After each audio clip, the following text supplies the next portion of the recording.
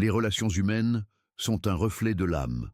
Lorsqu'une personne te manque mais ne te cherche pas, il est facile de tomber dans la pensée que tu n'es pas suffisant, que tu as fait quelque chose de mal ou que l'autre ne ressent tout simplement pas la même chose que toi. Mais Carl Jung nous a enseigné que la psyché humaine est bien plus complexe que nous ne le pensons.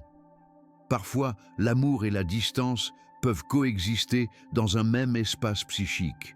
Et pour le comprendre, nous devons plonger dans les profondeurs de l'inconscient. Imagine que quelqu'un avec qui tu as partagé des moments spéciaux, avec qui tu as connecté à un niveau profond, cesse soudainement de te chercher. Pas parce qu'il ne te valorise pas, pas parce qu'il ne te manque pas, mais parce que quelque chose en lui ou en elle l'en empêche. Peut-être as-tu ressenti cela dans ta propre vie. Un amour suspendu dans l'air, une connexion qui semblait indestructible, mais qui, pour des raisons que tu ne comprends pas, s'est progressivement estompée. Que se passe-t-il réellement lorsque quelqu'un ressent ton absence, mais ne fait pas le pas pour revenir? La réponse n'est pas simple, car l'être humain n'agit pas uniquement avec la raison. Jung a découvert que bon nombre de nos décisions ne sont pas conscientes. En fait, la majorité de ce que nous faisons, ressentons et évitons provient d'une partie de notre esprit que nous ne contrôlons pas totalement, l'inconscient. C'est là que résident nos peurs les plus profondes, nos blessures d'enfance, nos insécurités et tout ce qui, sans que nous nous en rendions compte, guide nos actions. Lorsqu'une personne s'éloigne de toi malgré son manque, son comportement peut être influencé par quelque chose qu'elle ne comprend même pas elle-même.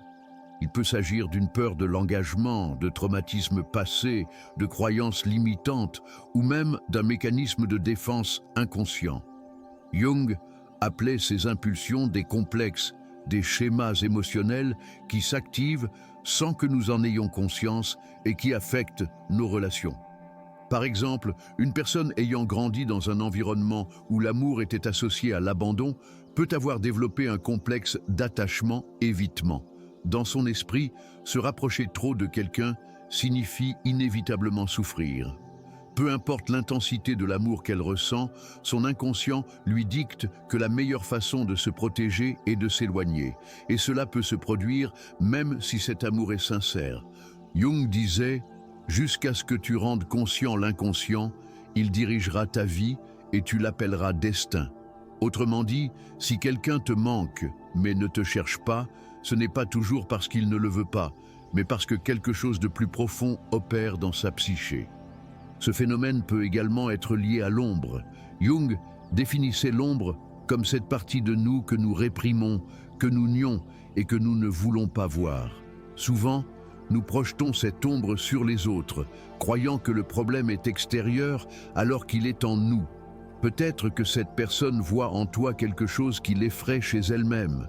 Peut-être représentes-tu un désir qu'elle n'ose pas accepter, une vulnérabilité qu'elle préfère éviter, ou un sentiment qui contredit l'image qu'elle a d'elle-même. Si tu t'es retrouvé dans une situation où quelqu'un qui semblait t'aimer disparaît sans explication, il est important de ne pas le prendre comme un reflet de ta valeur. Plutôt que de chercher des réponses à l'extérieur, Jung nous invite à regarder à l'intérieur. Pourquoi as-tu besoin que l'autre te cherche? Quelle partie de toi se sent incomplète sans cette validation externe? Quelles blessures du passé se réactivent en toi lorsque cela se produit? Le chemin de l'individuation, qui est le processus de découverte de soi proposé par Jung, nous enseigne que l'amour authentique ne naît pas du manque, mais de la plénitude. Si quelqu'un te manque, mais ne te cherche pas, ce n'est pas ton rôle de le poursuivre, ni d'essayer de lui faire voir ce qu'il perd. C'est plutôt une opportunité pour te demander si tu dépends d'une validation externe pour te sentir complet. L'amour ne repose pas sur le besoin, mais sur le choix. Si quelqu'un décide de ne pas être dans ta vie, même s'il ressent ton absence au fond de lui, cette décision est le reflet de son propre processus intérieur, et non de ta valeur. Jung disait que la véritable connexion survient lorsque deux âmes se rencontrent à un niveau d'évolution similaire. Si une personne n'est pas prête à affronter son propre inconscient, elle ne sera pas non plus prête à affronter un amour véritable. Accepter cela n'est pas facile, mais c'est libérateur. Plutôt que de gaspiller ton énergie à essayer de comprendre le comportement des autres, à attendre, à souffrir ou à vouloir changer quelqu'un, la meilleure réponse est l'acceptation. L'absence est aussi un message, parfois plus clair que les mots. Et c'est là que survient la véritable transformation. Au moment où tu cesses de chercher des réponses chez l'autre et que tu commences à les trouver en toi, tout change. Tu réalises que tu n'as pas besoin que quelqu'un d'autre te choisisse pour te sentir complet. Parce que le seul choix qui compte vraiment est celui que tu fais pour toi-même. Quand tu cesses de poursuivre ce qui n'est pas aligné avec toi, tu commences à attirer ce qui résonne réellement avec ton essence. Jung croyait que lorsque nous nous alignons avec notre authenticité, la vie nous donne exactement ce dont nous avons besoin. Pas toujours ce que nous voulons, mais ce qui est nécessaire à notre évolution. Si quelqu'un te manque mais ne te cherche pas, peut-être que son absence est la leçon dont tu as besoin. Apprendre à lâcher prise, à faire confiance au fait que l'amour véritable ne se force pas, à comprendre que la valeur ne se mesure pas par ceux qui restent, mais par la façon dont tu te choisis toi-même, chaque jour. Si tu as déjà ressenti que quelqu'un te manquait, mais ne te cherchait pas, et que cela t'a causé de la douleur ou de la confusion, souviens-toi de ceci. Tu n'es pas là pour convaincre qui que ce soit de rester. Tu n'es pas là pour attendre que quelqu'un surmonte ses propres peurs. Tu es ici pour évoluer, pour découvrir qui tu es au-delà de la validation des autres. Car lorsque tu te choisis, lorsque tu intègres ton ombre et embrasses ton authenticité, l'univers met sur ton chemin des personnes qui sont prêtes à te rencontrer véritablement. Chaque rencontre que nous avons avec une autre personne est un reflet de quelque chose qui réside en nous. Si quelqu'un te manque mais ne te cherche pas, cette distance que tu ressens n'est pas seulement un phénomène extérieur, mais un miroir de ce qui se passe dans son inconscient. Jung nous a enseigné que les relations agissent comme des catalyseurs de notre psyché, révélant des parties de nous-mêmes qui autrement resteraient cachées. Il est possible que cette personne qui a choisi de s'éloigner, tout en continuant à te manquer, mène une bataille intérieure qu'elle ne comprend même pas entièrement. Peut-être que, en te voyant, elle réveille en elle une partie d'elle-même qu'elle n'est pas prête à accepter. Jung disait que les personnes qui nous entourent, en particulier celles avec qui nous tissons des liens profonds, activent en nous des éléments de notre ombre, ces parties refoulées de notre psyché que nous avons cachées par peur, par honte, ou simplement parce que nous ne savons pas comment les intégrer à notre identité. Quand quelqu'un s'éloigne sans raison apparente, il est naturel de se demander « Qu'ai-je fait de mal ?» ou « Pourquoi ne suis-je pas suffisant ?» Mais en réalité, cette situation a souvent moins à voir avec toi et plus avec le combat intérieur que cette personne traverse. Au fond, nous portons tous des blessures émotionnelles non résolues qui nous empêchent de nous livrer pleinement aux autres. Cela peut être la peur du rejet, la croyance que nous ne sommes pas dignes d'amour ou même l'angoisse de perdre notre indépendance en nous attachant à quelqu'un. Si tu as déjà ressenti le besoin de t'éloigner de quelqu'un que tu aimais, tu sais que ce n'est pas toujours une décision rationnelle. Il y a en nous des impulsions qui nous poussent à éviter ce qui nous confronte aux parties de notre psyché que nous ne sommes pas encore prêts à affronter. Cette personne qui te manque mais ne te cherche pas vit peut-être justement cela. Un face-à-face avec son inconscient, avec ses propres peurs et des émotions qu'elle ne sait pas comment gérer. Souvent, le problème n'est pas l'amour, mais la perception que chacun a de soi-même. Jung considérait l'amour comme un processus d'individuation, une opportunité d'intégrer nos parties fragmentées pour devenir des êtres complets. Mais pour certaines personnes, l'amour est perçu comme une menace, car il implique de s'ouvrir, d'être vulnérable et de s'exposer à la possibilité de souffrir. Et lorsque la peur de cette vulnérabilité est plus forte que le désir de connexion, la réponse instinctive est la fuite. Cela nous amène à une question essentielle. Voulons-nous vraiment être avec quelqu'un qui n'est pas prêt à se confronter à lui-même? Car si l'autre n'a pas fait le travail intérieur nécessaire pour intégrer son ombre, tôt ou tard, ce conflit interne se projettera sur la relation. Et ce qui commence comme un lien fort et passionné peut se transformer en une dynamique de peur, d'évitement et de blessures qui s'approfondissent avec le temps. Quand quelqu'un te manque, mais ne te cherche pas, ce n'est pas qu'une question de sentiment. C'est un signe que cette personne n'est pas dans une phase de sa vie où elle peut soutenir le type de relation que tu mérites. Non pas parce qu'elle ne le veut pas, mais parce qu'il y a quelque chose en elle qui l'empêche de franchir ce cap. Si nous nous accrochons à l'idée que c'est à nous de combler ce vide, nous risquons de tomber dans un cycle de dépendance émotionnelle où notre bien-être repose entre les mains de quelqu'un d'autre. C'est ici que le concept de projection prend tout son sens. Jung nous a appris que nous avons tendance à projeter nos besoins émotionnels sur les autres. En d'autres termes, si nous manquons d'amour-propre, nous cherchons chez l'autre la validation que nous ne nous donnons pas nous-mêmes. Si nous nous sentons insuffisants, nous attendons de quelqu'un qu'il nous fasse sentir précieux. Mais quand cette personne ne répond pas comme nous l'espérions, quand sa distance nous fait souffrir, c'est parce que cette blessure existait déjà en nous avant même qu'elle n'entre dans notre vie. C'est là que se produit l'éveil véritable. La question n'est pas « pourquoi l'autre ne me cherche-t-il pas ?» mais « pourquoi ai-je besoin qu'il le fasse ?» Quelle partie de toi ressent le besoin d'être choisie pour se sentir complète? Quel vide intérieur cette connexion essaie-t-elle de combler? Car lorsque nous comprenons cela, nous cessons de voir l'absence de l'autre comme un rejet et nous commençons à la percevoir comme une opportunité de travailler sur nous-mêmes. Jung disait que le destin n'est pas quelque chose qui nous arrive de l'extérieur, mais quelque chose que nous créons à travers nos décisions, qu'elles soient conscientes ou inconscientes. Si nous continuons à chercher la validation dans des relations où nous ne sommes pas une priorité, nous répétons un schéma intérieur que nous avons besoin de guérir. Et la seule façon de briser ce cycle est d'arrêter de chercher à l'extérieur ce que nous devons d'abord trouver en nous-mêmes.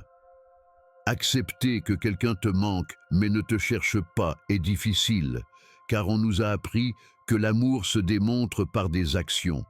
Pourtant, parfois, l'action la plus puissante est l'inaction. L'absence de l'autre est son choix. Mais la façon dont tu décides de répondre à cette absence t'appartient. Tu peux attendre, analyser, essayer de trouver des explications, ou tu peux utiliser cet espace pour grandir, renforcer ta relation avec toi-même et comprendre que le véritable amour ne naît pas du besoin, mais de la liberté. L'amour véritable n'est pas une chaîne, c'est un miroir. Il nous montre qui nous sommes.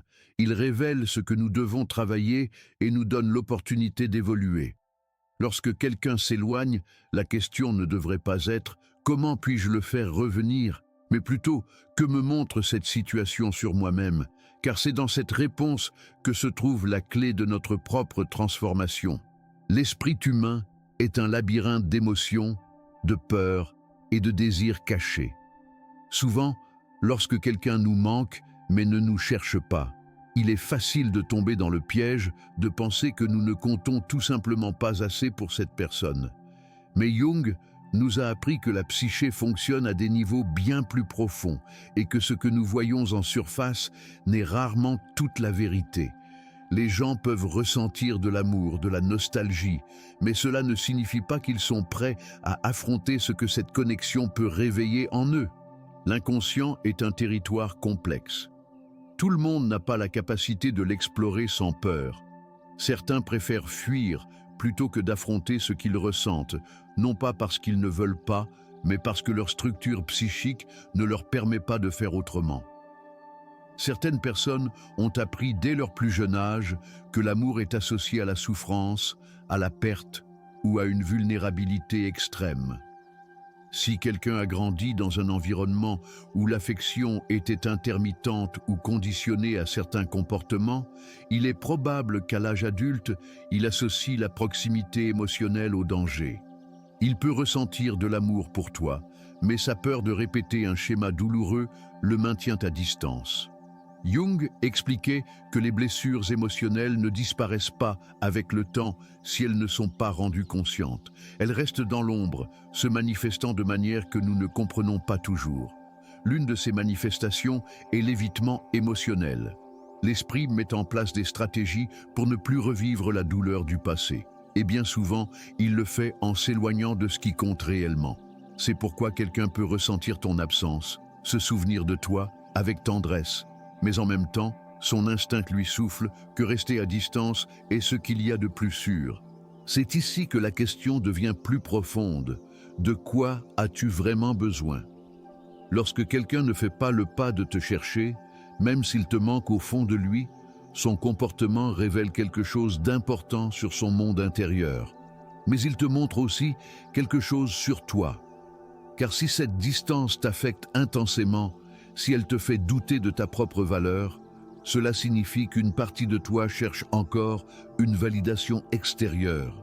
L'amour que nous recherchons à l'extérieur est souvent le reflet de l'amour que nous ne nous sommes pas encore donné à nous-mêmes. Jung disait que le processus d'individuation consiste à intégrer toutes nos parties, à accepter qui nous sommes sans attendre que le monde extérieur comble nos vides. Lorsque quelqu'un ne te cherche pas, bien qu'il ressente ton absence, c'est une opportunité de te demander « Quelle part de moi attend encore qu'un autre me confirme que je suis digne d'amour ?» C'est là que la transformation a lieu. Il ne s'agit pas de faire revenir l'autre, ni de comprendre pourquoi il agit comme il agit. Il s'agit de regarder en toi et de te demander pourquoi tu as besoin de cette confirmation. Car lorsque quelqu'un te manque mais ne te cherche pas, c'est une invitation à te poser la question. Quelle part de moi attend encore qu'un autre me confirme que je suis digne d'amour?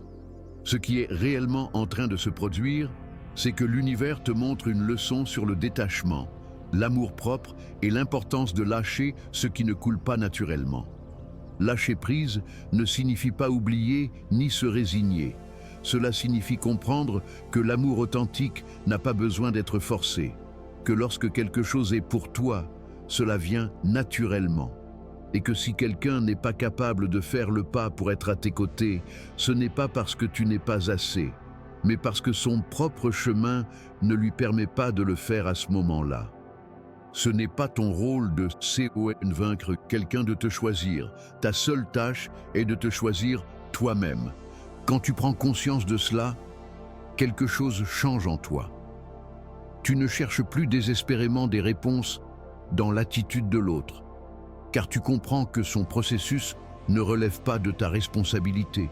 Tu n'attends plus de messages, de signes ou de gestes qui confirment ce que tu sais déjà au fond de toi, que tu mérites un amour clair, libre et décidé.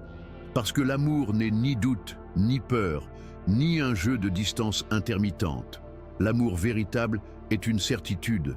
Et la première certitude que tu dois avoir, c'est celle de ta propre valeur. Jung disait que lorsque nous guérissons nos propres blessures, nous cessons d'attirer des personnes qui les reflètent.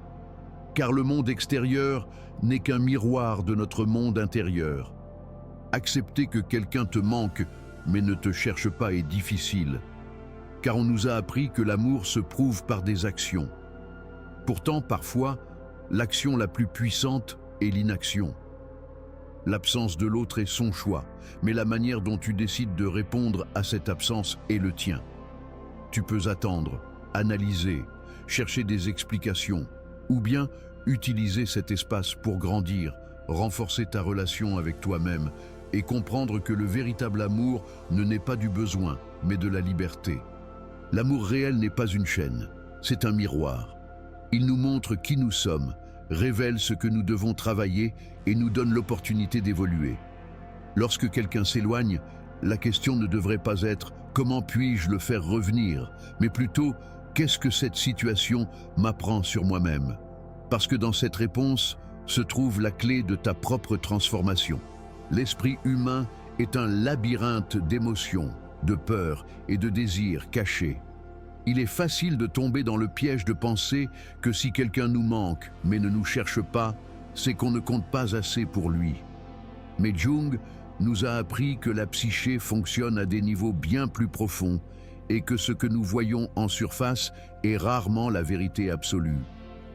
Les gens peuvent ressentir de l'amour, de la nostalgie, mais cela ne signifie pas qu'ils sont prêts à affronter ce que cette connexion réveille en eux.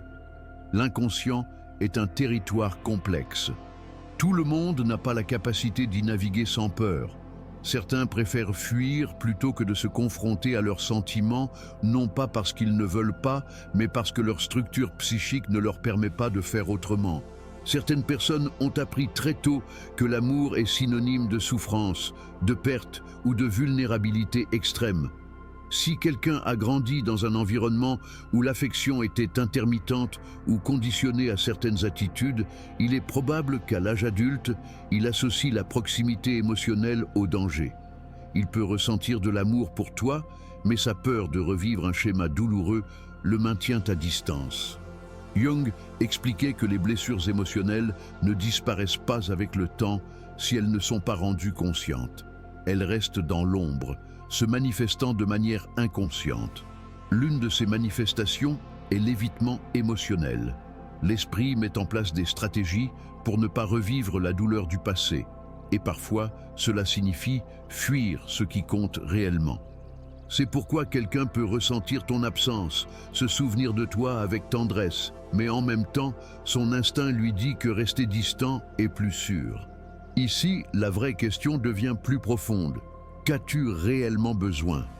Quand quelqu'un ne fait pas le pas de te chercher, même s'il te manque, son comportement révèle quelque chose d'important sur son monde intérieur. Mais cela t'en dit aussi long sur toi. Parce que si cette distance t'affecte intensément, si elle te fait douter de ta propre valeur, cela signifie qu'une partie de toi cherche encore une validation extérieure. L'amour que nous espérons recevoir des autres est souvent le reflet de l'amour que nous ne nous donnons pas à nous-mêmes. Jung disait que le processus d'individuation consiste à intégrer toutes nos parts, à accepter ce que nous sommes sans attendre que le monde extérieur vienne combler nos vides. Quand quelqu'un ne te cherche pas, bien qu'il pense à toi, c'est une opportunité de te poser cette question. Quelle partie de moi attend encore qu'un autre me confirme que je suis digne d'amour? C'est ici que la transformation commence. Il ne s'agit pas de faire revenir l'autre, ni de comprendre pourquoi il agit ainsi. Il s'agit de regarder en toi et de comprendre pourquoi tu ressens encore ce besoin de validation. Parce que lorsque quelqu'un pense à toi, mais ne te cherche pas, c'est une leçon sur le détachement, sur l'amour de soi et sur l'importance de lâcher prise sur ce qui ne coule pas naturellement.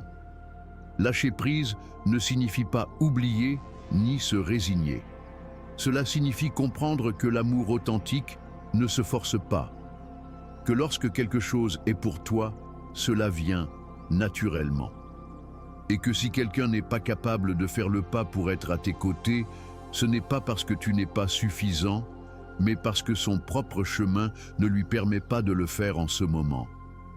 Ce n'est pas à toi de convaincre qui que ce soit de te choisir. Ta seule mission est de te choisir toi-même. Quand tu prends conscience de cela, quelque chose change en toi. Tu ne cherches plus désespérément des réponses dans le comportement de l'autre parce que tu comprends que son processus ne t'appartient pas. Tu n'attends plus de messages, ni de signes, ni de gestes qui viendraient confirmer ce que tu sais déjà au fond de toi. Tu mérites un amour clair, libre et assumé. Parce que l'amour n'est ni doute, ni peur, ni un jeu de distance et de rapprochement intermittent. L'amour réel est une certitude. Et la première certitude que tu dois avoir, c'est celle de ta propre valeur. Jung disait que lorsque nous guérissons nos blessures, nous cessons d'attirer des personnes qui les reflètent, parce que le monde extérieur n'est qu'un miroir de notre monde intérieur. Si tu attires constamment des relations où tu es dans une attente interminable, où l'autre semble avoir peur de s'engager, où l'incertitude est plus forte que la connexion, c'est qu'une partie de toi a encore besoin de prouver sa propre valeur. Et tant que cette blessure ne sera pas rendue consciente, tu répéteras le même schéma. La bonne nouvelle, c'est que tu peux briser cette dynamique dès l'instant où tu décides d'arrêter d'attendre. Dès l'instant où tu cesses de te demander « Pourquoi ne me cherche-t-il pas ?» et que tu commences à te demander « Qu'ai-je vraiment besoin pour me sentir complet ?» Car la vérité est que le plus grand amour que tu puisses vivre ne vient pas d'un autre, mais de ta connexion profonde avec toi-même. Et lorsque tu arrives à ce point, lorsque tu réalises que tu n'as pas besoin d'être choisi par quelqu'un pour te sentir digne, l'univers répond. Les personnes qui entrent dans ta vie ne viennent plus par peur, mais par clarté, parce que le véritable amour ne te laisse pas attendre, ne t'enferme pas dans l'incertitude et ne te fait pas douter de ta propre valeur. Si quelqu'un pense à toi mais ne te cherche pas, ce n'est pas à toi de résoudre son conflit interne. C'est à toi d'apprendre à lâcher prise, à faire confiance et à te rappeler que l'amour authentique trouve toujours son chemin. Pas parce que tu le poursuis, mais parce que tu l'attires lorsque tu es réellement prêt à le recevoir. Si ce message résonne en toi, si tu ressens que c'est ce que tu avais besoin d'entendre, c'est parce que ton inconscient connaît déjà la réponse. Tu es ici pour vivre pleinement, pour t'entourer de personnes qui t'élèvent et qui te choisissent avec la même intensité que tu les choisirais. Réfléchis à cela et partage ton expérience dans les commentaires. As-tu déjà ressenti que quelqu'un te manquait mais ne te cherchait pas? Comment as-tu géré cette situation? Si ce message t'a apporté de la valeur, aide-moi à le transmettre à plus de personnes. Like la vidéo, abonne-toi et active la cloche pour ne rien manquer. Et surtout, souviens-toi, tu n'es pas ici pour attendre qui que ce soit, tu es ici pour te choisir. Et lorsque tu le feras, tout ce qui est vraiment pour toi trouvera son chemin vers ta vie. À très bientôt dans la prochaine vidéo.